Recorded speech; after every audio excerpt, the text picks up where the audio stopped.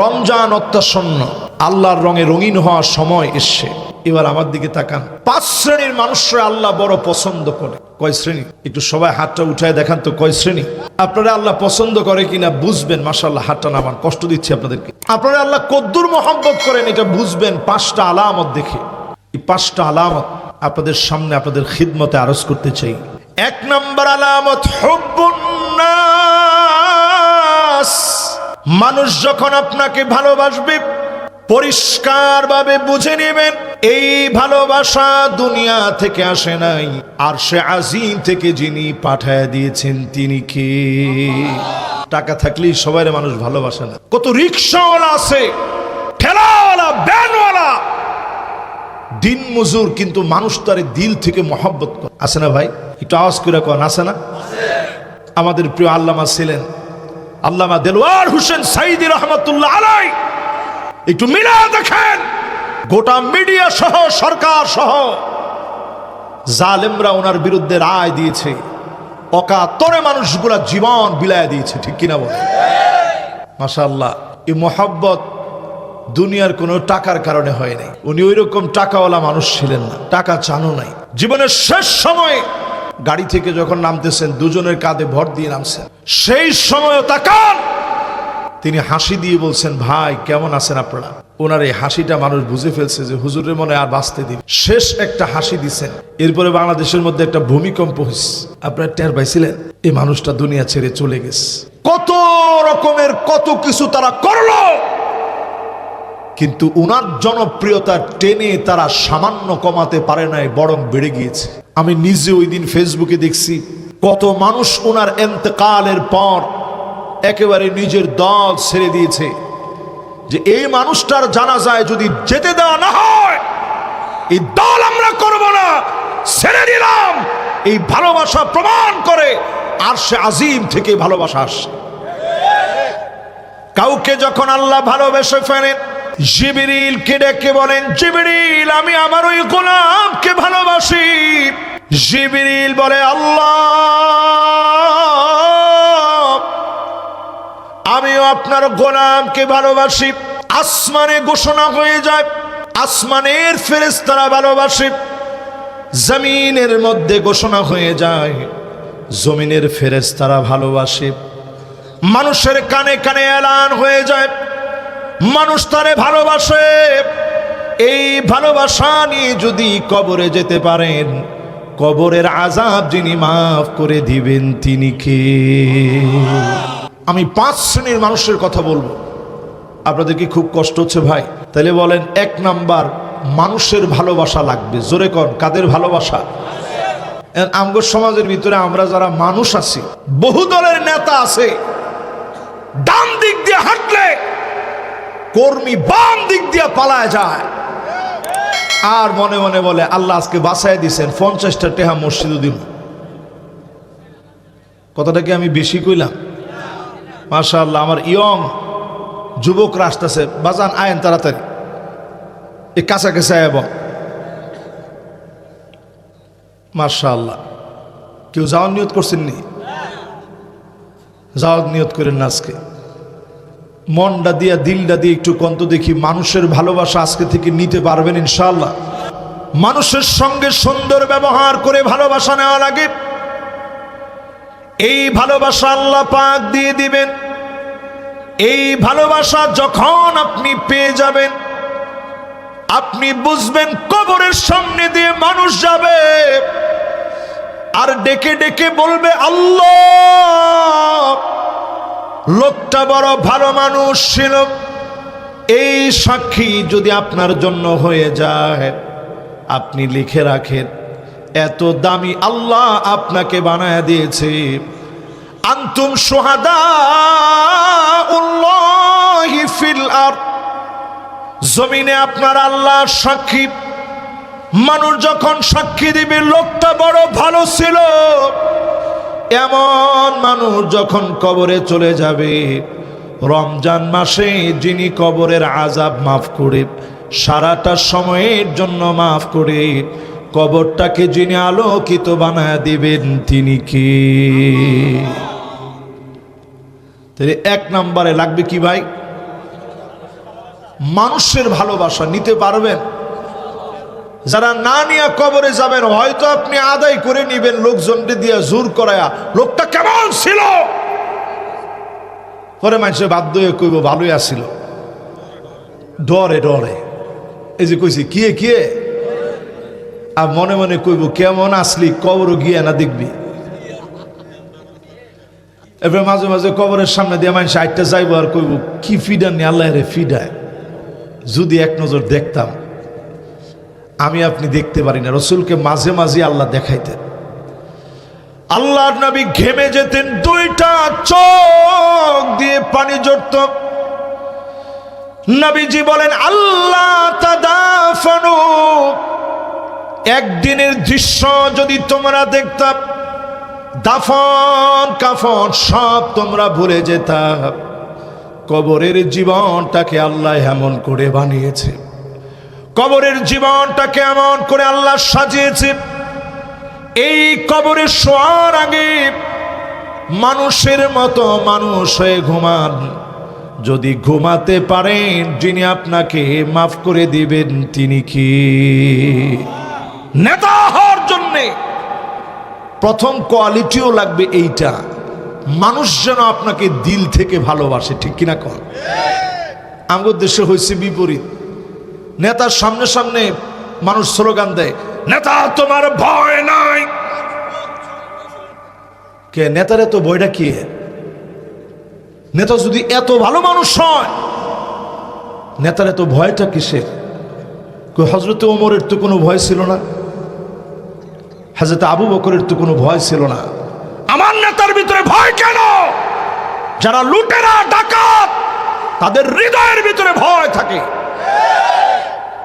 এই জন্য কর্মীরা এরকম স্লোগান দেয়, মানুষের সাথে মিশে মানুষের নেতা হন, মানুষের মহব্বত নেন। এই সমস্ত তেলবাজি স্লোগান লাগবে না, এমনি মানুষ হৃদয়ে লালন করবে। রজব তাইয়েবের দোকান আপনি একটু তাকায় দেখেন, বিনা গার্ডে চলে, দুই একজন লোক নিয়ে চলে। শহীদ হাফেজ মুরসি যিনি প্রেসিডেন্ট ছিলেন মিশরে, আমার নিজের চোখে আমি দেখছি, সাধারণ জুব্বা পরে ফজরের নামাজে চলে আসে। নামাজের পরে তিনি মাইক হাতে নিয়ে বসে, কোথায় আমার যুবকেরা, এখনো কি তোমরা নামাজ পড়বা না? এখনো কি তোমরা নামাজের দিকে আসবা না? এরকম ক্যারিসমেটিক লিডার হওয়ার জন্যে মানুষের ভালোবাসা লাগে। এই ভালোবাসা যদি আপনি অর্জন করতে পারেন, বুলেট প্রুফ কোনো কিছু পড়া লাগবে না, মানুষ হৃদয় দিয়ে আপনারে ভালোবাসবে। তাহলে এক নাম্বারটা শেষ, বাকি আছে কয়টা? তাহলে এক নাম্বারটা আবার একটু আপনারা আমার শোনান তো, এক নাম্বারটা কি? আজকে থেকে মানুষের ভালোবাসা নেবেন, সুন্দর করে কথা কইবেন। একজন মানুষকে দেখছেন, পারলে 10টা টাকা রিক্সাওয়ালারে বাড়ায় দিবেন। রিক্সাওয়ালা তো আপনার কাছে ডাকাতি কইরা নেয় না। এই রুটটার মধ্যে ডাকাতি কম হইল, আশেপাশে হয় না, কথা কয় না। ডাকাতি যখন হয় তখন ডাকাতি জিগায় না আপনার কাছে, জোর করে নিয়ে এরপর আপনার কানে কানে কয় এই রুটটা ভালো না, তাড়াতাড়ি জানগা। তো রুটটারে খারাপ করছিস তো তুই নিজে। ডাকাতে কয় তাড়াতাড়ি জানগা হুজুর, জায়গাটা ভালো না, ঠিক না ভাই? তো সেই ডাকাতরে ঠিকই আমরা সব দিয়ে দিই। রান্দাওটা যখন ধরে তখন মুজার তলে পারলে টেয়ারা দিয়ে দেন, ঠিক না? আমরা এমন একটা দেশের নাগরিক, লাশের কফিনের ভিতরে টাকা রাখছে, ওইখান থেকে ডাকাত বের করে টাকা নিয়ে গেছে। হায়রে মানুষ, আমরা কি হইব আঙ্গর কল? মাঝে মাঝে আমি চিন্তা করি, জবাব কেমনে আল্লাহর কাছে দেব? আজকে থেকে সিদ্ধান্ত নেন, একটা মানুষের 10টা টাকা আপনি বাড়ায়া দিছেন। ইন্না মিন আবাররিল বির আইয়ুদখিলাস সুরুর ফি কলবি আহাদিকুম, কারো মনের ভিতরে আনন্দ ঢুকায়া দিলেন, সুন্দর করে কথা বললেন, ওই দিনে সবচাইতে সওয়াবের কাজ যিনি বানায় দিবেন তিনি কি? এই ছোট্ট কাজটারে সবচেয়ে সওয়াবের কাজ ওই দিন আল্লাহ আমলনামায় উঠাবে। তাহলে পারবো না ইনশাআল্লাহ? এক নাম্বারটা শেষ, এবার কয় নাম্বারে যাবেন? 2 নাম্বারে প্রিয় ভাইরা আমার, হুব্বু তাআল্লুমিল কুরআনি ওয়া সামাইহি ওয়া তাদাব্বুরিহি ওয়া তাতবিকিহি। এই কোরআন পড়া শেখা লাগবে। জোরে কোন কি লাগবে? শিখছেন নি? মাশাআল্লাহ, আলহামদুলিল্লাহ, আওয়াজটা এত আস্তে হইছে। হ্যাঁ, শিখছেন? মানে জিও কয় না, শিখছেন? এই দুনিয়ার ভিতরে সবচেয়ে সহজ বানাইছে আল্লাহ আল্লাহর কোরআন রে। একটা ক লিখতে গেলে আপনি কতগুলা দাগ দেওয়ার লাগে আর টান দেওয়ার লাগে একটু চিন্তা করেন। উপরে এক টান, ডাইনে এক টান, এরপরে এক টান, এরপরে এক টান, এরপরে আরেকটা, 5টা দেওয়ার পরে হয় ক। এ লিখতে গেলে 1 টান, 2 টান, মাঝখানে আরেক টান, এরপরে হয় এ। আর শুধু 1 টান মারছেন, আলিফ। জোরে কোন কি বুঝছেনি? একটু খুশি হইয়া কোন আলিফ, একটু হাসি দিয়া কোন আলিফ, আবার একটু খুশি হইয়া কোন আলিফ। কেউ যদি কয় আলিফ হইব, কেউ যদি কয় আলিফ হইব, কেউ যদি কয় আলিফ হইছে, আরে না মেয়া, এটা তাড়াতাড়ি কইতে হইব, কোন আলিফ। এই যে আপনি একটু পড়লেন, এই কোরআন আপনার জন্য দাঁড়ায় যাবে। আসসিয়ামু ওয়াল কুরআনু ইয়াশফাআনি লিল আবদি ইয়াওমাল কিয়ামাহ। রোজা দাঁড়ায় যাবে, কোরআন সেদিন দাঁড়ায় যাবে। কোরআন যেদিন শাফাত করবে, যিনি ধন্য বানায়া জান্নাতি বানায় দিবেন তিনি কে? তাহলে কয়জন আমরা কোরআন শরীফ পড়ি একটু চিন্তা করে দেখেন তো দেখি। এই কোরআন পড়া লাগবে, এই কোরআন শোনা লাগবে। এই কোরআন নিজে শুধু পড়লে হবে না, শুনলে হবে না, এই কোরআন ইস্টাবলিশ করা লাগবে। 55 বছর হয়ে গেছে, সব দেখা শেষ, সামনে হবে আল কোরআনের বাংলাদেশ। ঠিক নি? সবাইকে এই কথাটা আমরা কইতে পারি? উষা আওয়াজে কইতে পারি? এই কোরআনটারে যদি আপনি সঙ্গী বানান, দাম বেড়ে যাবে। নবীজির কাছে একজন সাহাবী আসছে, বয়স 85 থেকে 90 বছর। একটা লোক মনে হয় এ বয়সের নাই, আছে একজনও? এর মধ্যে সবচেয়ে মুরব্বী আছে আমার এই মুরব্বী, উনি মোটামুটি মাশাআল্লাহ, উনিও মুরব্বী মানুষ, উনিও মুরব্বী মানুষ। মুরব্বী বয়স কত আপনার? আপনার কত? না, উনার 55। আপনার কত? উনার 65। মাশাআল্লাহ। আপনার 75। মাশাআল্লাহ। সাহাবীর বয়স কত? 85 থেকে 90। এই বয়সের লোকেরা মাহফিলে আসা সহজ না কঠিন? এরকম একজন সাহাবী নবীজির কাছে আসছে, আয়েশা কইতেছে, ইয়া রাসূলুল্লাহ, আপনি একটা কিছু কোরআন থেকে আমার একটু পড়ায় দেন। জোরে করে আল্লাহু আকবার। নবীজি বললেন, সাহাবী পড়ো, আলিফ লাম রা।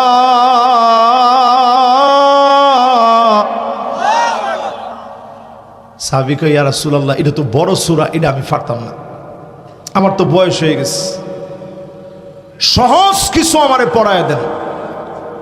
নবীজি একটু ধৈর্য দেখতেছে যে কদ্দুর ধৈর্য আছে।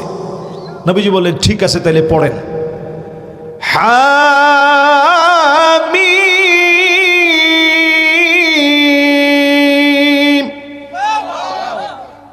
সাহাবী কয়, ইয়া রাসূলুল্লাহ, এটাও কঠিন, এটাও আমি পারতাম না, আমারে সহজ কিছু পড়ায় দেন। নবীজি বললেন, পড়ো তাহলে। سبح اسم ربك الأعلى الذي خلق فسوى والذي قدر فهدى والذي أخرج المرعى। সাহাবী বলে, ইয়া রাসূলুল্লাহ, ইডো আমার কাছে কঠিন লাগে, এটা আমি পারতাম না, সহজ কিছু একটা পড়ান। দেখেন আমাদের ধৈর্য আর নবীজির ধৈর্য কেমন ছিল। আমরা হুজুর রইলে কইতাম যে এতদিন করছেন কি করছেন, 85 বছর বয়সে আইসেন এখন পড়তেন। কিন্তু সুন্দর করে নবীজি কইলেন ঠিক আছে তাইলে পড়েন। ইযা জুলজিলাতিল আরদু জিলজালাহা ওয়া আখরাজাতিল আরদু আথকালাহা ওয়া ক্বালাল ইনসানু মা লাহা يومئذ تحدث أخبارها بأن ربك أوحى لها يومئذ يصدر الناس أشتاتا ليروا أعمالهم فمن يعمل مثقال ذرة خيرا يره ومن يعمل مثقال ذرة شرا يره। ইদ্দুর যখন নবীজি পড়ায় দিয়েছেন, সাহাবী সাথে সাথে বললেন নবী এটা আমার মনের মধ্যে সহজ লাগছে, এটা আমি মুখস্থ করব। জোরে কোন আল্লাহু আকবার। এই সূরা আল কারীমা মুখস্থ করে নিলেন এবং বললেন নবী এটা মুখস্থ করে নিলাম, লা আযীদু আলাইহা আবাদা, এই একটা সূরা আমি পড়ব। আল্লাহর নবী বললেন সাহাবীরা দেখো, জান্নাতি কোন লোক যদি দেখতে চাও এই লোকটার দিকে তাকায় নাও। একটা সূরা পড়ার কারণে যিনি জান্নাতি বানায় দিয়েছেন তিনি কে? এবার চিন্তা করেন, যারা আমার সামনে বসছেন, এই জমিনে কোরআনের আইন চালু হোক, এটা যারা চান, কোরআন যদি নিজে না পড়েন এই জমিনে কোরআনের আইন চালু হবে, এটা আপনি বিশ্বাস করেন? আজ থেকে সিদ্ধান্ত নেন, এই জমিন যার, আইন চলবে কেবলমাত্র তার। ঠিক নেই? যদি ঠিক হয় আজকে থেকে সিদ্ধান্ত নেওয়া লাগবে, কোরআন শেখা শুরু করলাম। এই যে আমরা আলিফ দিয়ে শুরু করলাম, আলিফ এটা দিয়ে শুরু হয়ে গেছে, জন্মের পরের থেকেই শুরু হয়েছে শিখা। যখন কোনো ভাষা ছিল না আপনি কানছেন ওয়াও ওয়াও করে, এই ওয়াও বর্ণটা কিসের? আরে কথা কয় না, এই কোরআনের একটা হারফ ওয়াও।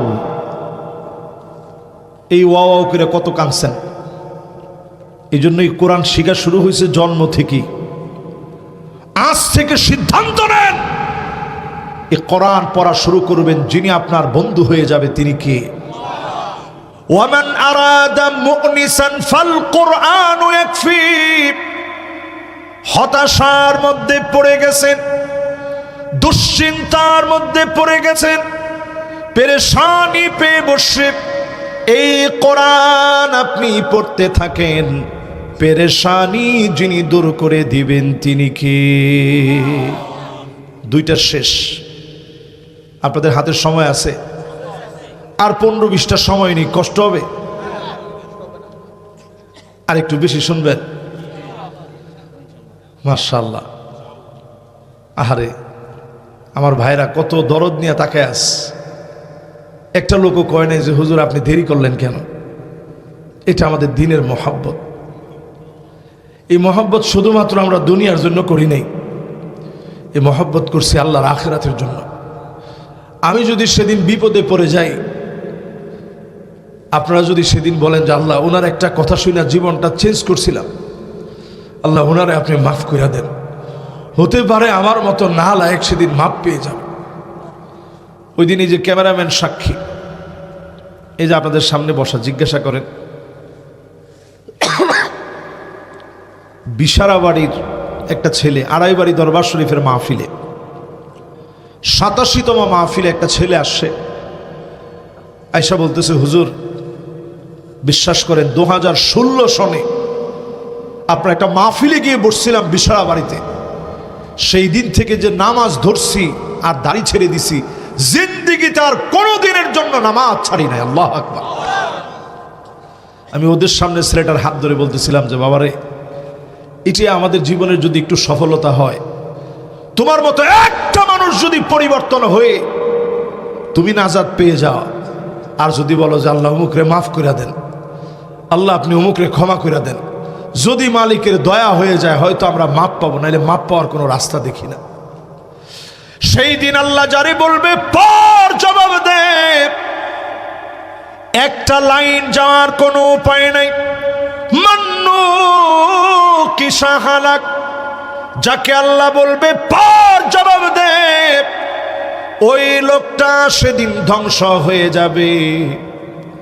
শুধু যদি মালিক মাফ করে দেন মাফ পেয়ে যাবেন, অন্যথায় মাফ পাওয়ার কোনো সুযোগ নাই। এজন্য জমিনে যতদিন আছে এই কোরআনকে বুকে আগলে রাখবেন। যিনি আপনার দাম বাড়ায় দিবেন তিনি কে? নবীজি একজন সাহাবীকে দায়িত্ব দিছে, যাও অমুক জায়গায় গিয়া তুমি নামাজ পড়াইবা। সাহাবী গেছেন নামাজ পড়াইতে। প্রতিদিন সাহাবী নামাজের মধ্যে তেলাওয়াত করে, কুল হুয়াল্লাহু আহাদ আল্লাহুস সামাদ লাম ইয়ালিদ ওয়া লাম ইউলাদ ওয়া লাম ইয়াকুল লাহু কুফুয়ান আহাদ। আচ্ছা কোন তো দেখি আমনে গো এলাকার ইমাম সাহেব যদি প্রত্যেক দিন সূরা ইখলাস পড়ে চাকরি থাকবো? কয়জনে কইছে না হুজুর কি কোন, কয়দিন থাকবো চাকরি? ইমাম সাহেব কইছে কয়েকদিন হুজুর। সব লোক 4-9 কইব কি ইমাম ডাকছে না, আকল বুদ্ধি কিচ্ছু নাই। এই সূরা ইখলাস তো দেখতে পারি, এই সূরাটি খালি পড়া লাগবো? নবীজির কাছে আসছে সাহাবায়ে কেরাম, ইয়া রাসূলুল্লাহ সব দিক ঠিক আছে, খুব আমলি, সব দিক ঠিক আছে, কিন্তু প্রত্যেক দিন সূরা ইখলাস দিয়ে উনি নামাজ পড়ায়। নবীজি ডাক দিয়ে আনস, কিউ মাসসাবাব লিলুজুমি হাযিহি সূরা, এই সূরাটা তুমি নিজের উপরে আবশ্যক করে নিছো কেন? আরো তো সূরা আছে। সাহাবী কইতেছে, ইয়া রাসূলুল্লাহ ইন্নী উহিব্বুহা, আমি সূরাটারে ভালোবাসি, লিআন্নাহা সিফাতুর রহমান, কারণ এই সূরার ভিতরে আমার মালিকের সব বৈশিষ্ট্য গুণাগুণ আল্লাহ দিয়ে দিয়েছে। কুল হুয়াল্লাহু আহাদ আল্লাহুস সামাদ লাম ইয়ালিদ ওয়া লাম ইউলাদ ওয়া লাম ইয়াকুল লাহু কুফুয়ান আহাদ। এই সূরাটা কখন নাজিল হইছে? কাফেররা এসে নবীজিরে বলতেছিল, ওগো নবীজি আপনি বলেন, বেয়াদবির সুরে নবীজিরে বলতেছে, নবী আপনি বলেন, মুহাম্মদ আপনি বলেন। আমি এই নামটা এইভাবে বলতে আমার কাছে বড় হৃদয়ের ভিতরে ভারী লাগে। তো নবীজিরে বলতেছে আপনি বলেন, আল্লাহ কিসের তৈরি? আহু আমিন খাসাবিন, আল্লাহ কি কাঠের তৈরি নাকি? আও ফিদ্দাতিন নাও যাহাবিন, নাকি রূপার তৈরি নাকি স্বর্ণের তৈরি? এই কথা যখন কাফেররা বলছে, উনসুবিয়া মুহাম্মদ, ও মুহাম্মদ আল্লাহর বংশধর, তৎক্ষণাৎ আমার আল্লাহ রাব্বুল আলামিন নাজিল করে দিলেন, কুল হুয়াল্লাহু আহাদ,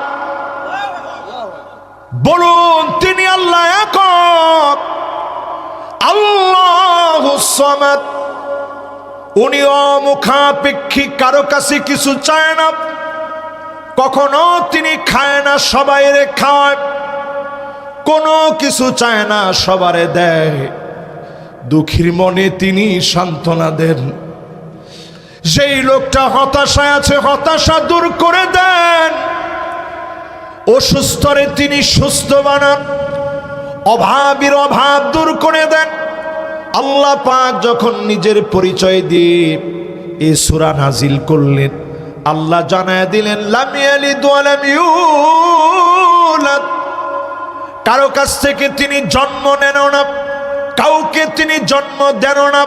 ওয়ালাম ইয়াকুল লাহু কুফুয়ান আহাদ, সারা দুনিয়ার কেউ মালিকের সমকক্ষ না।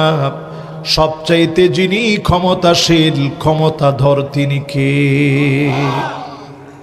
আপনার আমার ক্ষমতা কদ্দুর? পারমাণবিক বোমা পর্যন্ত। মাশাআল্লাহ, 3 জন একেবারে ইয়ং ম্যান আসছে, মাশাআল্লাহ, লিল্লাহি তাকবীর। এই তো মাশাআল্লাহ, তাহলে বোঝা যায় ওয়াজটা আরো 15-20 মিনিট চলুক, কি কন? ও সর্বনাশ, আরো 1 ঘন্টা শুনবেন? আহারে আল্লাহ, এই 1টা ঘন্টা আল্লাহ আপনি আমাদের নাজাতের ওসিলা বানায় দিন। আল্লাহ, আমরা বড় গুনাহগার, আল্লাহ আমরা বড় পাপী তাপী। এই যে আপনার সূরাটা, আল্লাহ আপনার মহব্বতের সূরা, আপনার সিফাত দিয়ে ভরা এই সূরাটারে আমরাও মহব্বত করছি সাহাবীর মতো। সঙ্গে সঙ্গে আল্লাহ জিবরিলকে পাঠিয়ে দিলেন, ওগো নবীজি, হুব্বুহু ইয়াহা আদখালাহুল জান্নাত, তার মনের নিরেটেই ভালোবাসা তাকে কিয়ামতের দিন, মুসিবতের দিনে, হিসাবের দিনে আল্লাহর জান্নাতের মেহমান বানায় দিবে। একটা সূরা আপনারা আল্লাহর জান্নাতের মেহমান বানায় দিবে। তাহলে আজকে থেকে বলেন, কোরআন পড়া শিখবো তো ইনশাআল্লাহ? যে নেতার কোরআন নাই ওই নেতা সবার নেতা হতে পারে, নামাজি আল্লাহওয়ালাদের নেতা হতে পারে না। কিসের নেতা তোমার? যার কোরআন নাই ওটা আবার কিসের নেতা? নেতা হবে ওই লোক যিনি কোরআন পড়বে, কোরআন মানবে, কোরআন শুনবে, আল্লাহর কোরআন এই জমিনে এস্টাবলিশ করার জন্য চেষ্টা করবে। ঠিক কিনা বলে? ঠিক না ভাই? কোরআনের আইন, ভাইয়ের মতো কোন কোরআনের আইন, আমার ভাইয়ের মতো আবার কোন কোরআনের আইন। বাস 2 নাম্বারটা শেষ, এবার 3 নাম্বারটায় চলেন যাই। কয় নাম্বার? 3 নাম্বারে আল্লাহর ভালোবাসা পাবেন কি? ইত্তিবাউস সুন্নাহ, নবীজির সুন্নাত যদি আপনি মানতে পারেন, বুঝে নিবেন যিনি মহাব্বত করে ফেলেছেন তিনি কে। কথা কি সবাই বুঝছেন? কয়টা সুন্নত আমরা মানছি একটু নিজের নিজে জিজ্ঞাসা করেন তো দেখি। কয়টা সুন্নত আমরা মানি? চুলের গোড়া থেকে নিয়ে পায়ের তালু অবধি একটু নিজের নিজে প্রশ্ন করেন, কয়টা সুন্নত আমরা আমরা আমরা মানছি? আপনি দেখবেন একেবারেই নাই। যদিও আমরা বলি এই দেশটায় 92% মুসলমান, কিন্তু কয়টা লোক আমরা সুন্নত মানি? এবার সুন্নত মানতে হলে আপনাকে জানা লাগবে, অনেকে নবীজির উম্মতি হতে পারেন নাই, তো সুন্নত মানবেন কেমনে? যে নবীর উম্মতি না, সুন্নত কেমনে মানবে? মাল্লাম ইয়ারিফ লিআলিমিনা হাক্কাহু ফালাইসা মিন্না, সেই লোকটা দুনিয়ার জীবনে আলেমদের হক বুঝে নাই, সেই লোকটা সব হতে পারে, কশিন কালেও নবীর উম্মত হতে পারে না। ঠিক নি? মাশাআল্লাহ, ঠিক নি?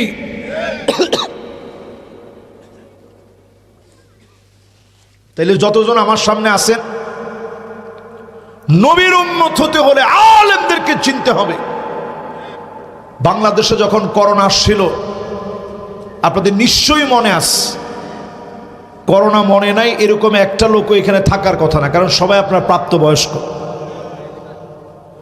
করোনা যখন আসছে মহামারী, আমরা দেখেছি অনেক সন্তান বাপেরে ফালায় থুয়ে চলে গেছে। দেখছেন না এরকম দৃশ্য? মায়েরে ফালায় রেখে চলে গেছে। কিন্তু এদেশের আলেম ওলামা ওই মানুষটারে ভুলে যায় নাই, দাফন, কাফন, জানাজা সব আলেমরা দিয়ে একজন মুসলিমকে কবরস্থ করেছে, ঠিক কিনা বলেন? মাশাআল্লাহ, আপনারা ঠিকঠাক কইছেন, আমার দিলটা ভরছে। আমরা বাংলাদেশে দেখছি এমন মানুষ ছিল যারা আলেমদেরকে সহ্য করতে পারে নাই, আল্লাহ তাদেরকে সহ্য করে নাই, টেনে হিচড়ে আল্লাহ নামায় দিয়েছে। তবে মনে রাখেন, আলেমদের শত্রু হতে যায় না। আমরা অনেক সময় দেখি আলেমদেরকে নিয়ে অনেকেই কাঠমোল্লা, মুন্সি, রাজাকার, মৌলবাদ এ জাতীয় টার্মোলজি ব্যবহার করেন। এটা ইসলাম ফোবিয়ার কারণে। ওই দিন দেখতেছি একজন মহিলা বক্তব্য দিতেছে, বলতেছে ইসলাম হচ্ছে কি জানি কথাটা কইছে, আরে দেহের জন্য তামাক যেমন ক্ষতিকর, আরে দেহের জন্য তামাক যেমন ক্ষতিকর, ধর্মের জন্য নাকি ইসলাম ক্ষতিকর। আরে নামদার লগে কিরমের মিলটা হইছে এবার চিন্তা করেন। আপনি একটু মিলান, যারা রাজনীতিকে ধর্ম বানায় নিয়েছেন, আজকের মাহফিল থেকে পরিষ্কার ভাবে মনে রাখেন, রাজনীতিরে যারা ধর্ম বানায় নিছেন আপনাদের জায়গা কই হবে? রাজনীতির ধর্ম বানায় নিয়েন না। মনে রাখবেন, নেতা, দল, আদর্শ সব কিছুর উপরে আমার ইসলাম, ইসলাম যেখানে নাই সেখানে আমার কোনো অস্তিত্ব নাই, ঠিক নেই? এই জন্য নবীজির সুন্নাত যদি আপনি না বুঝেন, তখন ইসলাম ফোবিয়া আপনার ভিতরে আসবে, ইসলাম সহ্য হবে না। আবআদু বাইনাল মাশরিকি ওয়াল মাগরিব, জাহান্নামের অতল গহ্বরে আপনার ঠিকানা হবে। আল্লাহর নবীর সুন্নতের দিকে আপনি আসেন, যিনি আপনাকে দামি বানায়া দিবেন তিনি কে? যারা গণকের কাছে গিয়ে হাত দেখান যে একটু হাতটা দেখে দিন স্যার কি আছে, তখন গণকের তো সিস্টেমের শেষ নেই। গণকে কয় এই দেখেন, এনে আরবিতে ৮ লেখা, এন ১ লেখা, এই ৮ আর ১-এ হয় ৮১। মাশাআল্লাহ, ঠিক না? আর এইখানে লেখা ১, এখানে লেখা ৮, মানে ১৮। ৮১ আর ১৮ কত হয়? এলা হিসেবে ভালো, ৯৯, মাশাআল্লাহ, ৯৯ কত? তখন আপনার গণকে কয় যে দেখছেন ৯৯টা ফাড়া আপনার জীবনে গেছে, আর একটা ফাড়া বাকি আছে, টেড়া কালে দিয়ে সারেন। এই গণকের কাছে গিয়ে আপনি হাত দেখান মুসলমানের সন্তান। আজকে থেকে নিয়ত করেন, নবীজির সুন্নতের দিকে আসবেন, সুন্নত মানবেন, সুন্নত নিয়ে বাঁচবেন। আপনাকে দুনিয়া আখেরাতে যিনি দামি বানায়া দিবেন তিনি কে? একটা সুন্নতের জন্য সাহাবায়ে কেরামের মায়া কেমন ছিল চিন্তা করেন। সাদ সালামি নামক সাহাবী নবীজির সামনে এসে কান্দে, ওগো নবীজি, আমি কি জান্নাতে যেতে পারবো? তো নবীজি বললেন, তুমি ইসলাম গ্রহণ করো নাই সাদ? বলছে, ইয়া রাসূলুল্লাহ, ইসলাম গ্রহণ করছি ক্বাবলা আন আজলিসা ফি হাযাল মাজলিস বি8 আশহর, এখানে বসার ৮ মাস আগে আমি ইসলাম গ্রহণ করছি। তো তোমার চিন্তা কি? ইয়া রাসূলুল্লাহ, আমার চিন্তা হইল, আমার কাছে বড় ভয় লাগে। আপনি বলছেন আন-নিকাহু মিন সুন্নতি ফামান রাগিবা আন সুন্নতি ফালাইসা মিন্নি, বিবাহ হলো আমি নবীর সুন্নত, এই সুন্নত থেকে যে মুখ ফিরায় নিবে সে আমার দলভুক্ত নয়। ওগো নবীজি, আমার বড় ভয় লাগে, কালো বলে বসন্তের দাগ আছে বলে, গরিব বলে কেউ আমার কাছে বিয়ে দেয় না, আমার বড় ভয় লাগে, ওগো নবীজি আল্লাহকে আমারে জান্নাত দিবে। এই সাহাবী নবীজির কাছে এসে একটা সুন্নতের জন্য কান্দে। নবীজি মদিনার শ্রেষ্ঠ ধনী সাহাবীর বাড়িতে পাঠায় দিলেন, তাকে গিয়ে বলবা আল্লাহর নবী তার মেয়ের সঙ্গে সাদের বিয়ের জন্য প্রস্তাব দিয়েছে। জোরে কোন আল্লাহু আকবার। শ্রেষ্ঠ সাহাবীর বাড়িতে গিয়ে প্রস্তাব যখন দিছে, সাহাবী চিন্তা করতেছে কি আজীব ব্যাপার, একদিকে অর্থ নাই, অন্যদিকে চেহারা নাই, অন্যদিকে চেহারায় বসন্তের দাগ, শ্রেষ্ঠ সুন্দরী নারী, মদিনার শ্রেষ্ঠ ধনী মানুষের মেয়ে, কেমনি বিয়ে দিই? ভিতর থেকে মেয়ে শুনে ফেলছে, বিবাহের কথা চলতেছে, নবীজি প্রস্তাব দিয়েছে, এক বাক্যে মেয়ে রাজি হয়ে গেছে। আল্লাহর নবী যার সঙ্গে আমার বিবাহের প্রস্তাব দিয়েছে আমি রাজি হয়ে গেলাম। সাহাবীর মহারণা নবীজি নির্ধারণ করে দিলেন, মহারণা আদায়ার্থে সাহাবী মহারণা নিয়ে বিবাহ করতে যাবে। ওই মুহূর্তে কানের ভিতরে আওয়াজ আসলো, আন্নাফির আন্নাফির। এটা জিহাদের ডাক।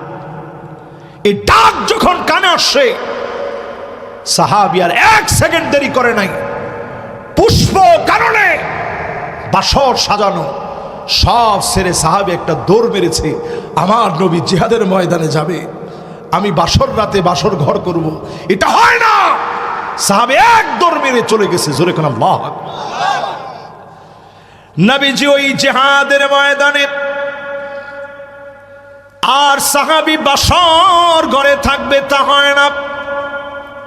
আকাশের দিকে তাকায়া ডাক দিয়েছে, মালিক আমার নবী জিহাদ করবে আর আমি পুষ্প কারণে বাসর সজ্জায় থাকবো, তা হয় না। মালিক রে, এই টাকাগুলো দিয়ে জিহাদের ময়দানের প্রস্তুতি নিয়ে নিলাম, বর্ম কিনে নিল, তরবারি কিনে নিল, জিহাদের ময়দানে চলে গেলেন। সাত সালামি প্রাণান্তকর লড়াইয়ের ভিতরে সাহাবী রক্ত জমিনে পড়ল, সাহাবী শহীদ হয়ে গেল। নবীজি একজন একজন করে শহীদদের চেহারাগুলা দেখতেছিল। সাত সালামির দিকে তাকায় নবীজি বড় অবাক হয়ে গেলেন। দুইটা চোখ দিয়ে মুক্তার দানার মতো পানিগুলা ছেড়ে দিলেন। সাহাবীরা বলেন, ওগো নবীজি এত পরিমাণ কেন কান্দেন? নবীজি বলে, আমার সাদ আসছিল একটা সুন্নত মানার জন্য, কিন্তু আমার সাহাবী একটা সুন্নত মানার জন্য সব ঠিক হয়ে গেছে। জিহাদের ডাক শুনে এক মুহূর্ত আর দেরি করে নাই, ময়দানে চলে আসছে। আমি দেখতে পাচ্ছি আমার সাদকে অপরূপ আল্লাহর জান্নাতের হুরদের সঙ্গে বিবাহ আল্লাহ করায় দিয়েছে। যারা আমার সাথে বসা আছেন, একটা সুন্নত যদি এত দামি হয়, কয়টা সুন্নত জীবনে মানছেন? স্ত্রীদেরকে নবীজি আগে গিয়ে সালাম দিতেন, জীবনে দিছেন আপনি? কথা কয় না? মাশাআল্লাহ, আমার মুরব্বীরা কইছে, হুজুর কিছু কিছু মানুষের দেয় ঘরের ভিতরে গিয়া রাগ ডাক করে, খোল দরজাটা খোল, বিডি কেমনে আমরা লোক ভালো ব্যবহার করবি, একটু কম ঘরটার মধ্যে গিয়ে আগে নিজের সালামটা দেন, বিসমিল্লাহ বলে ঘরটার মধ্যে ঢুকে সালামটা দেন। কেউ না থাকলেও সালাম দিবেন। জিনেরা আপনার ঘরের ভিতরে ঢুকতেছে, তখন আপনার লগে লগে ঢুকতেছে। আপনি যখন বিসমিল্লাহ বললেন, জিনেরা আর পারমিশন পেল না, সালাম দিলেন। যদি কেউ থেকেও থাকে চলে যাবে। জোরে কোন আল্লাহু আকবার। সালাম দেন, সকল ক্ষেত্রে সুন্নত মানেন। আমরা সালাম দিতে চাই না। আজকে থেকে গিয়ে ইনশাআল্লাহ আমলটা করবেন, স্ত্রীরা মনে মনে চিন্তা করবো, যাক হুজুরে যে ওয়াজটা করছে তা সিরিয়াস। পারবেন না ইনশাল্লাহ? কেটা কেটা দিবেন, একটু হাতটা উঠান তো দেখি। আর যারা বিয়ে শাদী করছে না তারাও হাতটা উঠান যে হুজুর আমরা বিয়া করলে দিব। এরপর হাতটা উঠায় না, এলে এরপর হাতটা উঠেছে না কেন? এটা বিয়া না করলেও ইনশাল্লাহ সামনে করবা, তখন দিবা ইনশাল্লাহ কর। এবার হাতগুলো নামান। পারবেন না ইনশাল্লাহ? আমিন কইছে, দেখছেন? মাশাআল্লাহ, একটু জোরে কর না আমিন। এবার আমার ভাইরা 3 নম্বরে নবীজির সুন্নতের কথা বললাম। আর 20টা মিনিট আমরা থাকেন আমার লগে না বাজান, একটা পর্যন্ত করলে অনেক ওয়াজ। মাশাআল্লাহ, আমরা মোটামুটি 12:30 পর্যন্ত আয় পড়ছি। ইনশাল্লাহ আমরা একটু যদি আর একটু নিয়ত করে বইতে পারি, ইনশাল্লাহ কিছু কথা শূন্য এরবারে বাড়ি যাবো। রাজি আছেন ইনশাল্লাহ? তাহলে এবার একটু কন, সুন্নত মানবেন? সুন্নত মানবেন? ঘরে গিয়ে পারলে নিজের স্ত্রীকে সুন্দর সুন্দর নামে ডাকবেন। ডাকেননি? আরে না বেড়া, ঘরের মধ্যে গিয়ে কয় বাইরে কত মানুষের দেখি কত সুন্দর, আর তোরে দেখলে আমার যাই আছে। অথচ নবীজি বলতেন আন্তি হুমায়রা, তুমি আমার কাছে হুমায়রা। আম্মাজান যখন একটু রাগ করতেন তখন চেহারাটা লাল হয়ে যেত। নবীজি এই জন্য বলতেন তুমি আমার কাছে লাল সুন্দরী। জোরে করে আল্লাহু আকবার। রাগার থাকে। এরপরে যখন আম্মাজানের রাগ উঠতো তখন কইতো যে আল্লাহ মুসার রব তুমি, তুমি তো জানো। আল্লাহ মুসার রব তুমি, তুমি তো জানো। ইউসুফ আলাইহিস সালামের রব তুমি, আল্লাহ তুমি তো জানো। ঈসা আলাইহিস সালামের রব তুমি, আল্লাহ তুমি তো জানো। নবীজি বুঝতেন যে আমার আয়েশার একটু রাগ হইছে। ওই সময় আর কয় না যে মুহাম্মদ সাল্লাল্লাহু আলাইহি সাল্লামের রব। তো আম্মাজানরা একদিন কইতেছে আমি বুঝি যে তুমি কোন সময় রাগ হও। কেমনে বুঝেন? যখন ইডি কও তুমি, তখন আমি বুঝি যে আমারে বাদ দিয়ে যখন তুমি কইতেছো আমি বুঝি যে আমার আয়েশা রাগ হয়ে গেছে। স্ত্রীদের রাগ ভাঙাবেন, এটা সওয়াব। আম্মাজানের রাগ নবীজি ভাঙাতেন, নিজের তরকারি কেটে দিতেন। রাহমাতুল লিল আলামিন নবীজি আমার নিজে ঘর ঝাড়ু দিয়ে দিতেন। এই সুন্নতগুলা যদি আপনিও মানেন, পরিবার যিনি সাজায় দিবেন তিনি কে? এরপর আরেকটা সুন্নত আবু কাছ থেকে বিদায় লয়ে গেছে, মাল্লাম ইয়ারহাম সগীরানা ওয়ালাম ইউআক্কির কাবীরানা ফালাইসা মিন্না। বড়দেরকে সম্মান করা লাগবে, ছোটদেরকে স্নেহ করা লাগবে। আসেনি? হ আগে মানুষ মুরব্বী করে দেখলে কি সম্মান করছে, খারাপ লোক হলেও সিগারেটটা ফেলে দিস, মুরব্বী আইতাস। আর এখন মুরব্বীরে দেখলে ধোঁয়াটা মুরব্বীর চেহারা এনে দেয়। এবার মুরব্বী যদি কি তোর বাহের নাম কি, তোর কামটা কি, মুরব্বী পিছনের দিকে চায় দেখে যে কেউ দেখছে, আল্লাহ ইজ্জতটা লইয়া কোনো রকম যায় আনতে। ঠিক নেই? আহারে, এবার কই ছোটদেরকে স্নেহ, ছোটদেরকে স্নেহ করা এটাও উঠে গেছে। একটু যদি আপনার পাওয়ার থাকে তাইলে এছাড়া নামাজের মধ্যে এমন করস কি লিগা? এই যে আপনি ধমকটা দিচ্ছেন, এমন হইতে পারে আপনার একটা ধমকের কারণে ছেলে আর নামাজে আসলো না। কিটা করলেন আপনি? এই যে মাহফিলে অনেক বাচ্চারা অনেক সময় আসে, একটু দুষ্টামি করে, আমরা বক্তারাও অধৈর্য হয়ে যায় অনেক সময়। আমি অন্তত কখনো কোনো মাহফিলে ছোট বাচ্চাদেরকে আজ পর্যন্ত ধমক দিইনি। হতে পারে একদিন এই সিটে বসে সে মাহফিল করবে এবং বলবে ওই হুজুরের সুন্দর ব্যবহারের কারণে আল্লাহ আমাকে দাঁড়িয়ে এই চেয়ারে বসায় দিছে। ঠিক কিনা কন? এই জন্য ছোটদেরকে মায়া করেন, স্নেহ করেন। একজন ধরেন যদি মাহফিলতে উঠে যাওয়ার চিন্তা করে ছোট মানুষ, আপনি একবারে ঠেল্লা ধাক্কায় ধৈর্য আপনি কয়ে না যে তোর চরিত্রটা আবু জেহেলের মতো, তো সর্বনাশ হয়ে যাবে। তো মাহফিল থেকে কেউ উঠতেই পারে। এখানে মাগরিবের পর থেকে আপনারা বসছেন, আমি তাইছি মাত্র। লম্বা সময় যারা বসে এরা আমার চাইতে অনেক অনেক অনেক গুণ দামি। এরা আল্লাহর কাছে আল্লাহর রঙে রঙিন হইতে আসছে। ইমানটারে একটু তাজা বানাইতে আসছে, এই জন্য ধমক দিয়া কথা বলেন না। আমরা বক্তারা এমনি যে ধমক দিই, ঠিক কিনা বলেন, আর এই যে ঠিক কিনা বলেন, এই যে কিরম ধমকটা দিছি, এটা না দিলে আবার আপনারা ঘুমায় যাবেন, এই জন্য দেওয়ান লাগে। বেঠিক কথা বলার জন্য এখানে আপনি আমারে বসান নাই, কিন্তু এরপরও আমি ঠিক কিনা বলেন কি লিগে কই, যদি না কই অনেক সময় আপনারা ঘুমায় যাবেন, একটা তালের লেগে কই। এরপর আবার অনেক সময় কথা বলেন বলে ধমক মারলাম। আচ্ছা, কথা তো আপনার কোন লেগে বয়সে নেই, আমরা যে পরিমাণ ধমক দিই কদ্দুর আল্লাহর কাছে কবুল হয়ে জানি না। নবীজিকে আল্লাহ আয়াত নাযিল করে জানায়া দিলেন, ওয়ালাউ কুনতা ফাযযান গালিযাল কলব লানফাদ্দু মিন হাওলিক। ও নবী, যদি আপনি কর্কশ ভাষাভাষী হতেন, লোকজনকে আপনার সঙ্গে পেতেন না, আপনার সঙ্গে লোকজন থাকতো না, সবাই চলে যেত। আমার নবী এমন মিষ্টি করে কথা বলতেন, চুপি চুপি কাফেররা নবীজির তেলাওয়াত কোরআন শুনতে আসতেন, কথাগুলা শোনার জন্য আসতেন। ঠিক নেই? আর আপনার বাইরে আপনি কথা শোনাইতে পারেন না। এই যে বাংলাদেশে যত দল আছে, আওয়ামী লীগ থেকে শুরু করেন, আওয়ামী লীগ, বিএনপি, জাতীয় পার্টি, জামাত ইসলামী, এরপরে কেডা, মাশাআল্লাহ, দেবীদের লোকেরা তো এনসিপিটা মস্ত করে লেছেন দি। ওই একজনে কইছে নাইজেক, এটা কোনটা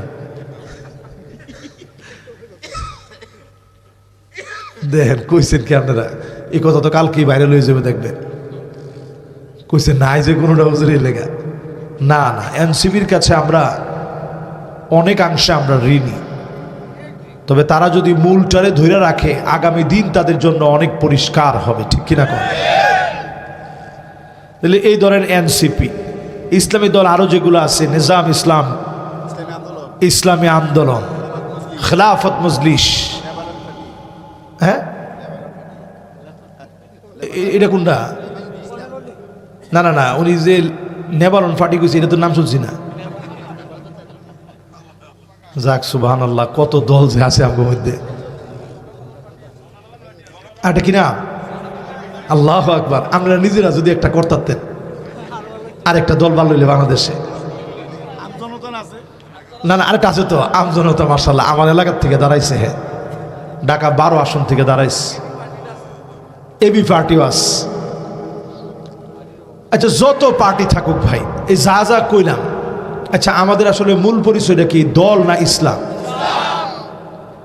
আহারে, দলাদলির উর্দি গিয়ে যদি কথাটা কই, আমাদের মূল পরিচয় ছিল ইসলাম।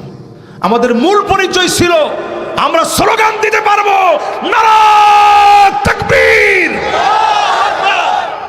দেয়নি?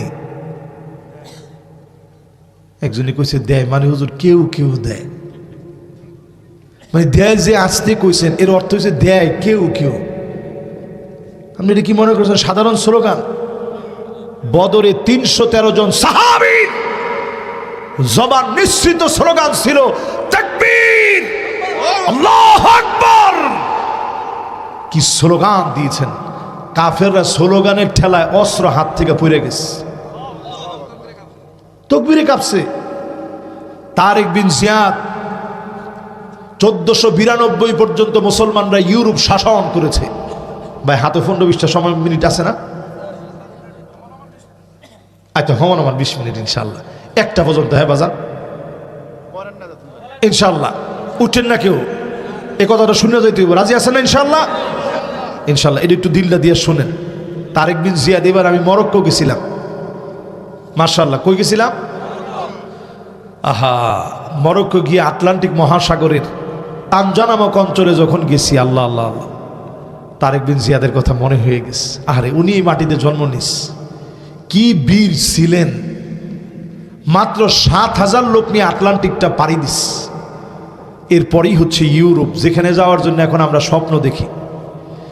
এই ইউরোপে গিয়ে 7,000 মানুষ নিয়ে পুরো সাম্রাজ্যের বিরুদ্ধে দাঁড়ায় তিনি স্লোগান দিয়েছেন তাকবীর। স্লোগান এমন আওয়াজ হয়ে গেছে, লম্বা বক্তব্য দেওয়ার মতো তো মাইক নেই। 7,000 লোক, এই লোকটির ভিতরে যদি আজকে মাইক না থাকতো কথা কওয়া সহজ না কঠিন? সাহাবি খালি স্লোগান দিছে, সাহাবি না, তারেক বিন জিয়াদ। এই সেদিনের মানুষ 781 বছর মুসলমানেরা এই জমিনের ইউরোপ নামক পুরা অঞ্চলটা শাসন করেছে। জোরে কোন আল্লাহু আকবার। আপনারা আজকে সেখানে যাওয়ার জন্য আমরা অস্থির। ইমানের এমন ধন্য দশা মুসলমানের। তারেক বিন জিয়াদ বক্তব্য দিয়ে বলেছে, লা মালজা ওয়ালা মানজা মিনকা ইল্লা ইলাইক। মালিক রে, যাওয়ার আমাদের কোনো জায়গা নাই আপনি ছাড়া। বক্তব্যের স্পিড আর তাকবীর এমন ছিল, খ্রিস্টানরা বলতেছিল, ইন্না রাআইনা কওমান মা তারেক বিন জিয়াদ লাউ আরাদু আন ইয়াখলা আল জাবাল লাখালাউ। তারেক বিন জিয়াদ আর তার যারা সঙ্গী ছিল, আমাদের কাছে মনে হচ্ছিল পাহাড়কে যদি তারা বলতো পাহাড় এখনই গিলে খাও, সবাই রে পাহাড় ধরে ফেলতো। কি মানছে আমরা সেই জাতি। সুন্নত থেকে দূরে যাওয়ার কারণে আমাদের এই বেহাল দশা। আজকে এই পৃথিবীর ভিতরে 2 কোটি মুসলমান মার খাচ্ছে। মুসলমানের ঘরের ভিতরে খাবার নাই। মুসলমান আজ হতাশায় পড়ে গেছে, চিন্তার মধ্যে পড়ে গেছে। আজকেও যদি ইমানের দিকে আসেন, সুন্নতের দিকে আসেন, আবার যিনি আমাদেরকে ক্ষমতায় বসায় দিবেন তিনি কে? এই জন্য নেতা যদি বানাইতে হয়, চুলের গোড়া থেকে নিয়ে পায়ের তালু পর্যন্ত দেখা লাগবে সুন্নত আসেনি। খালি নির্বাচনের সময় না, হগর সময়ে সুন্নত আসেনি দেইখা নেতা বানাইবেন না। ঠিক তো ঠিক মতো কইছেন না? আর একটু জোরে কন। তাইলে আজকে থেকে কন, সুন্নত মানলে যিনি মহব্বত করবেন তিনি কে? এবার আসেন আমার ভাইয়েরা, 4 নম্বরে আল্লাহর ভালোবাসা যদি পেতে হয়, আল ইবতিলা, পরীক্ষা আসবে, বালা মুসিবত আসবে, মাঝে মাঝে আল্লাহ আপনারে পরীক্ষা নিবেন। এই পরীক্ষার সময় ভেঙে পড়া যাবে না। যারা পরীক্ষার সময় আল্লাহ পাককে ডাকবে, মালিকের কাছে নিজের সঁপে দিবে, বুঝে নিবেন যিনি আপনারে দামি বানায় দিবেন তিনি কে। তবে আমাদের ইমানটা বড় দুর্বল, এই জন্য পরীক্ষা দিতে পারি না। আল্লাহর কাছে বলি, আল্লাহ আপনি পরীক্ষা নিলে বান্দা কার কাছে যাবে? আল্লাহ আপনি পরীক্ষা নিলে উত্তীর্ণ হইতে পারবো না। দুনিয়ার জীবনেই যদি একটু পরীক্ষার প্রশ্ন কঠিন হয়, আল্লাহ উপায় থাকে না মানুষের, কেমনে উত্তর দিবে? আপনার যদি পরীক্ষা নেন গো মালিক, কেমনে আমরা উত্তীর্ণ হব? আমাদের ঈমান বড় দুর্বল। মালিক আপনার কাছে আমরা কামনা করি, আমাদের ঈমানটারে সবল বানায় দিয়া আল্লাহ আপনি আমাদের পরীক্ষারে সহজ বানায় দিয়ে। পরীক্ষার্থীদের ঠিক মনের ভিতরে থাকে না এটা যে আল্লাহ যদি প্রশ্নটা সহজ হইতো, থাকে না? ঠিক তেমনি যারা ঈমানদার তারা আল্লাহর কাছে কয় আল্লাহ পরীক্ষা সহজ করায় দিয়ে। এরপরে যদি পরীক্ষা আইসা যায়, মোমেনরা পালায় যায় না। তাকায় দেখেন, এদেশের ভিতরে জেল হয়েছে, জুলুম হয়েছে, ফাঁসির মঞ্চে নিয়েছে, আল্লাহর গোলামেরা পালায় যায় না, বরং বিদেশে তাইস। আর কিছু কিছু লোক কিছু হওয়ার আগেই নাই। দেশে কিছু হয়েছে, আর কথা কয় না, কিছু হয়েছে, হেরা কইছেন 10 লাখ মানুষ বলে মরব। আমি তো দেখি মানুষ সভ্য হয়ে গেছে। এদেশের মানুষ সভ্যতা শিখতেছে। আগামী দিন বাংলাদেশের ভাগ্য আকাশে ইসলামের একটা বিজয় শব্দ ভাসতেছে। ঠিক না ভাই? ইনশাআল্লাহ কর, জোরে কর ইনশাআল্লাহ। এই জন্য পরীক্ষা মাঝে মাঝে আসবে। কত রকম পরীক্ষা আসে। এই যে সেই দিন শেরপুরে আমার শহীদ রেজাউল ভাইরে শহীদ করে দেওয়া হলো। আমরা একসঙ্গে পড়াশোনা করছি নয়াটুলা AUN কামিল মাদ্রাসায়। শহীদ রেজাউল আর আমি একসাথে পড়াশোনা করছি। ওরে আমি তখনই দেখছি ছাত্র জমানায় একেবারে সুন্নতের পাবন, সুন্নত মেনে চলছে। এই রাজনৈতিক প্রতিহিংসায় এই যে শহীদ করে দেওয়া হলো, তার পরিবারটার খবর নিছেন। আমি তার ভাইটারে ফোন দিছি, ভয়েস দিছি, সে মর্মাহত, সে ফোনটা ধরতে পারে নাই। একটা পরিবারের একটা সদস্য যখন শহীদ হয়, তার মায়ের কেমন কান্না, তার বাপের কেমন কান্না, তার সন্তানটার কেমন হাজারি, নিষ্পাপ বাচ্চা বুঝেও না। এই যে সমস্ত দৃশ্যগুলো যখন দেখবেন আপনি বুঝবেন অচিরেই ইসলাম বিজয় হবে। জোরে করে আল্লাহ। যুগে যুগে এরকম পরীক্ষা আসছে, এরকম পরীক্ষার ভিতরে কখনো মোমেনরা পালায় যায় না, উত্তীর্ণ হয়েছে। এবারও উত্তীর্ণ হবে, বিজয় ইনশাআল্লাহ। আল্লাহ যদি চান, ইমানের পথে যদি থাকেন, বিজয় হবে।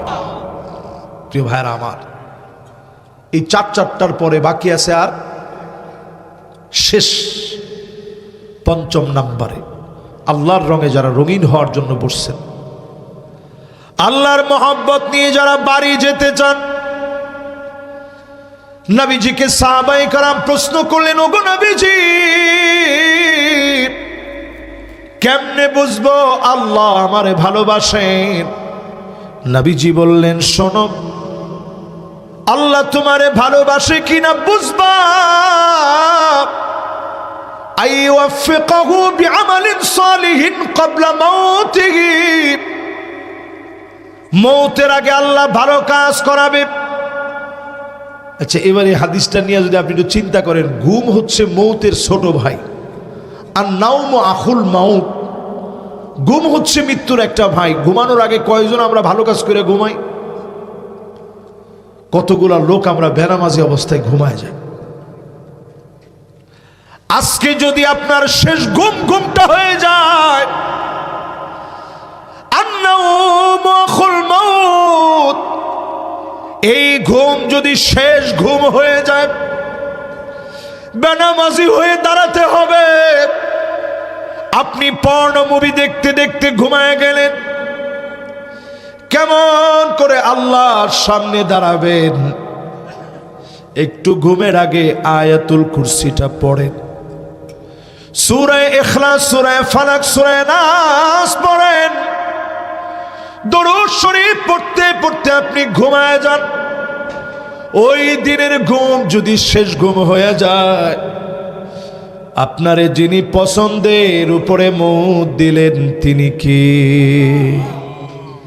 কত লোক মারা যায় সেজদার মধ্যে গিয়া, ঠিক না ভাই? আরে কার নসিবটা এরকম? অনেক সময় সিসি ক্যামেরায় এরকম দেখছি, সুবহানাল্লাহ। আমি যখন মিশরে ছিলাম তখন একদিন আমার ছোট ভাই ফোন দিছে, ভাইয়া জানো অমুক লোকটা মারা গেছে। আমি কই কেমনে? কই যে সেজদার মধ্যে। আমি চিন্তা করলাম যে হায় হায়, কয় কি? এই লোকটা একসময় মদ খাইতো। আমি সাথে সাথে আমার ছোট ভাইরে বলতেছিলাম, কিরে এই লোকটা একসময় মদ খাইতো, আল্লাহ তারা এত পছন্দ করে নিল। যে ভাইয়া হজ থেকে আসার পরে ভাইয়া এত আমলি হয়ে গেছে, 5 ওয়াক্ত নামাজ বা জামাতের সাথে আদায় করত। ও যে আল্লাহর কাছে প্রিয় লাগে গেছে। আজকে থেকে নিয়ত করেন, ঘুমের আগে নিজের সংশোধন করবেন। প্রতিদিন ঘুমানোর আগে 2 ফোঁটা চোখের পানি পারলে ছেড়ে দিবেন। আল্লাহরে ডাক দিয়া বলবেন, আল্লাহ আজকেও অনেক অনেক বড় বড় গুনাহ করে ফেলছি। ইদা সাররাতকা হাসানাতুক ওয়া সাআতকা সাইয়্যাতুক ফাআনতা মুমিন। ভালো কাজগুলা যদি আপনারে আনন্দ দেয়, মন্দ কাজগুলা যদি আপনারে কষ্ট দেয়, আল্লাহ খারাপ ভিডিওটা কেন দেখলাম? আমি না মুমিন, আমি না ঈমানদার, আমি না মুসলিম। আয় আল্লাহ, কেমনে এই খারাপ ভিডিও দেখলাম? নিজেরে নিজে আল্লাহর সামনে ছোট বানায় দিবেন, মা থেকে চা শুরু করে দিবেন। যিনি আপনারে আমারে দামি বানায় দিবেন তিনি কে? আসতেছে রমজান, প্রত্যেকটা রাত্রে আল্লাহ পাক আপনারে ডাকবে। খেয়াল দিয়ে শুনেন, প্রতিটা রাত্রে আল্লাহ ডাকবে। আল্লাহ পাক ফেরেশতা নিযুক্ত করে দিবে, ইউনাদি মুনাদিন ইয়া বাগিয়াল খায়রি আকবিল ওয়া ইয়া বাগিয়াশ শাররি আকসির। কল্যাণকামী সবের দিকে যে আগাতে চাও, আগাও আর আগাও, আল্লাহ তোমারে বহুদূর এগিয়ে দিবে। জোরে কোন আল্লাহ। গুনাহগার আর গুনাহ করিস না, থেমে যা। রমজান আসার আগে থেমে যান, নিজেরে থামান, ব্রেক করেন জীবনটারে, টার্ন করেন জীবনটারে। রবিউল মুমিন, এটা মুমিনের বসন্তকাল, ইবাদতের বসন্তকাল চলে আসতেছে। নিজেরে ফিরে আনেন, গুনার দিক থেকে নিজেরে আল্লাহওয়ালা বানান। এই যে মাহফিলে যেমন বসছেন, গান সেরে মাহফিলে যেমন আসছেন, গুনাহ সেরে এইভাবে নিজেরে মসজিদের দিকে নিয়ে যান, ফিরে আনেন। এই রমজান এই জন্য দাবি নিয়ে আসতেছে, ওয়ালিল্লাহি উতাকা ফি কুল্লি ইয়াউমিন ওয়া লাইলা। রাত আর দিনে অগণিত গোলামদেরকে মালিক মাফ করে দিবে।